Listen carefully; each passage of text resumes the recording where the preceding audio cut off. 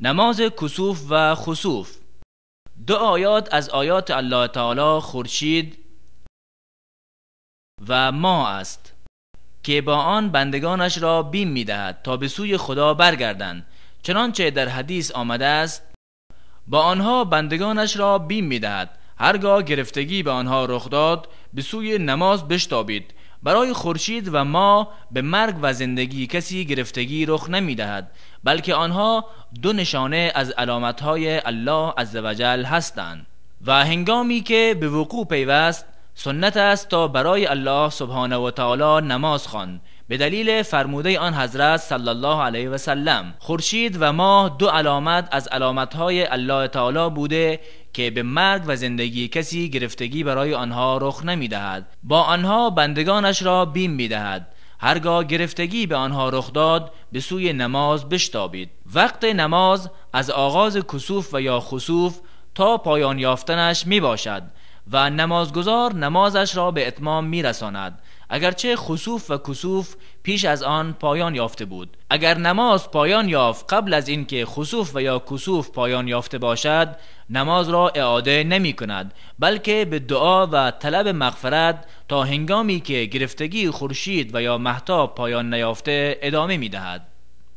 و شیوه نماز این است که برای نماز اینطور ندا می کند: الصلاة جامعه، و هرگاه مردم جمع شدن امام با آنها 2 رکعت نماز طولانی می خواند. با صدای بلند قرائت می کند. در رکعت اول سوره فاتحه را با سوره طولانی دیگری می خواند. پس از آن رکوعی طولانی می کند. بعد از آن با گفتن سمع الله لمن حمده ربنا ولک الحمد از رکوع بلند شده بار دیگر سوره فاتحه را با سوره دیگری که اندکی از سوره اولی کوتاه‌تر باشد می خواند.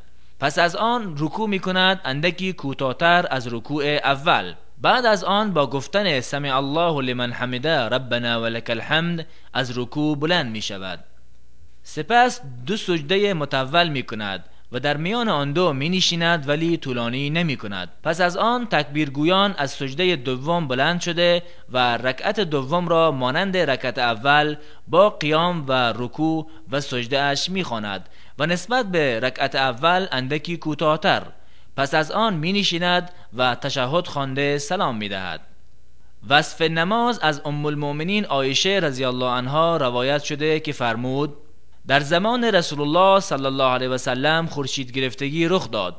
رسول الله صلی الله علیه و سلم با مردم نماز خواندند، به قیام ایستاده طولانی اش کردند، سپس رکوعی طولانی نمودند، پس از آن به قیام برخاسته باز هم قیام را مطول کردند نمانند اول. بعد از آن رکوعی طولانی کردند نمانند اول، پس از آن به سجده رفته سجده طولانی کردند. بعد از آن رکعت دوم را نیز مانند رکعت اول ادا کردند. سپس به نماز پایان دادند در حالی که آفتاب روشن شده بود. بعد از آن برای مردم ایراد خطبه نمودند. حمد و سپاس الله تعالی را گفته فرمودند: خورشید و ماه 2 علامت از علامت‌های الله تعالی بوده که به مرگ و زندگی کسی گرفتگی برای آنها رخ نمی‌دهد. هرگاه گرفتگی آنها را دیدید به دعای الله و تکبیرگویی و نمازخوانی و صدقه دادن بپردازید. و سنت است تا نماز کسوف و خسوف را با جماعت بخوانند و اگر به تنهایی خواند اشکالی ندارد. و نیز سنت است تا نماز در مسجد باشد و در مورد مشارکت زنان ممانعتی وجود ندارد. و همچنین سنت است تا نماز را با قیام و رکوع و سجودش طولانی کنند، مگر اینکه کسوف و یا خسوف پایان یابد، پس نماز را کوتاه بخوانند. و نیز سنت است تا قیام، رکوع و سجود رکعت دوم را نسبت به اول کوتاه‌تر کنند. و نیز سنت است که بعد از نماز به موعظه بپردازند، به مردم از قدرت الله تعالی و بیان حکمت کسوف سخن بگویند و مردم را به انجام طاعات و ترک منکرات برانگیزند.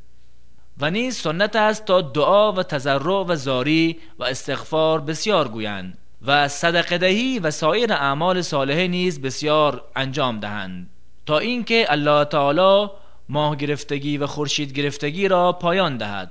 شناسایی سبب خسوف و کسوف به وسیله علم عصری به این مطلب آسیبی نمی رساند که آن دو نشانه‌هایی از نشانهای الله تعالی هستند که به بندگانش بیم می دهد و نماز کسوف و خسوف به مجرد شایعه خبر آن خوانده نمی شود، بلکه وقوع آن را به وضاحت باید مشاهده کرد.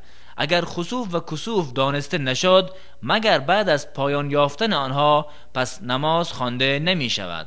و کسوف اگر در اوقات نهی از نماز رخ داد نیز نماز کسوف خوانده می شود.